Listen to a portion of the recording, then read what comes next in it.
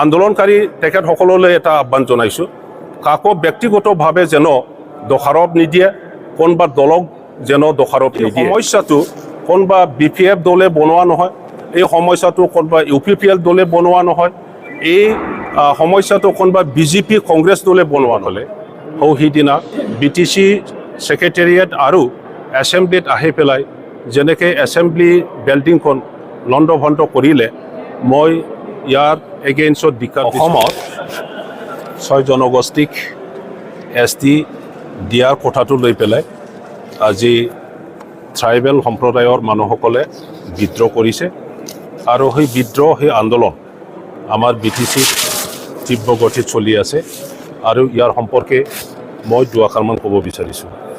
Tribal মানুহসকলে কেতিয়াও 6 জনগোষ্ঠীক STকৰণ কৰিব নালাগে বুলি কোৱা নাই আৰু 6 জনগোষ্ঠীক ট্ৰাইবেলসকলক যেনেকৈ সাংবিধানিকভাৱে সুৰক্ষিত যি ফেচিলিটিছ দিছে তেনেকুৱা দিব নালাগে বুলি কোৱা নাই। যি বিদ্ৰোহ কৰিছে সেইটো 6 জনগোষ্ঠীৰ এগেইনষ্ট নহয়।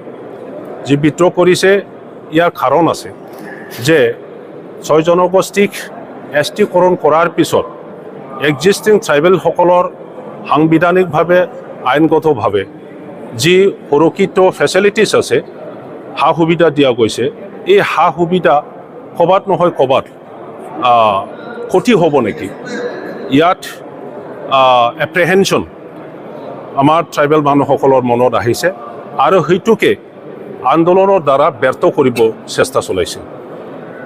আনফৰ্চুনেটলি আমাৰ কোকৰাঝাৰত ছাত্ৰ ছাত্ৰীসকলে, ডেকা গাভৰুসকলে সিদিনা BTC ছেক্ৰেটেৰিয়েট আৰু এছেম্বলিত আহি পেলাই যেনেকৈ এছেম্বলি বিল্ডিংখন লণ্ডভণ্ড কৰিলে, মই ইয়াৰ এগেইনষ্টত দিশা দিছোঁ।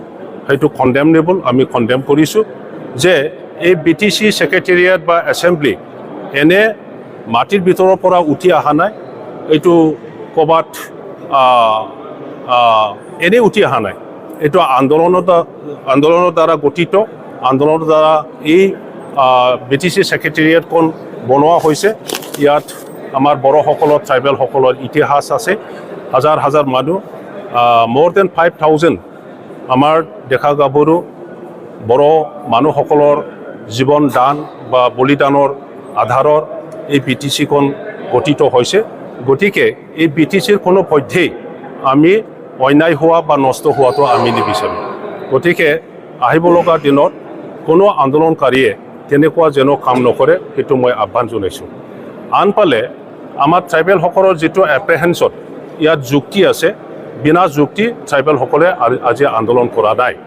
যিটো গ্ৰুপ অফ মিনিষ্টাৰৰ যিটো ৰিকমেণ্ডেশ্যন, সেই ৰিকমেণ্ডেশ্যনটো আমি দেখিবলৈ পাইছোঁ যে এজন মহান ট্ৰাইবেল মানুহৰ হাতেদি এই ৰিকমেণ্ডেশ্যনটো এছেম্বলিত দাখিল কৰা হৈছে আৰু এজন মহান ট্ৰাইবেল নেতা আমাৰ স্পীকাৰ ডাঙৰীয়াৰ দ্বাৰা সেইটো গ্ৰহণ কৰিছে আৰু ভাৰত চৰকাৰলৈ এইখন ৰিকমেণ্ডেশ্যনৰ ওপৰতে প্ৰেৰণ কৰা হৈছে। এতিয়া ট্ৰাইবেলসকলে আনফালে ভয় খাইছে যে নিজৰ যিটো সুৰক্ষিত সাংবিধানিক আৰু আইনগতভাৱে যিটো ফেচিলিটিছ দিয়া গৈছে সেইটো হেৰুৱাৰ এটা ভয়। আনফালে 6 জনগোষ্ঠীৰ তেখেতসকলৰ জাতি হিচাপে যাই টকাৰ যিটো আশা আকাংক্ষা, সেইটো পূৰণ কৰাৰ এটা দায়িত্ব। গতিকে মাজত আমি ট্ৰাইবেলসকলে থিয় দিব লগা হৈছে।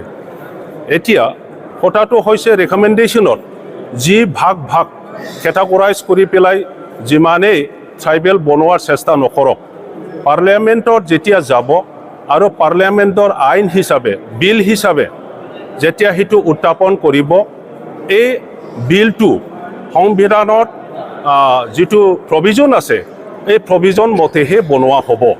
গতিকে অল ইণ্ডিয়া ইয়াত A কেটাগৰীৰ ট্ৰাইবেল, B কেটাগৰীৰ ট্ৰাইবেল নাথাকে।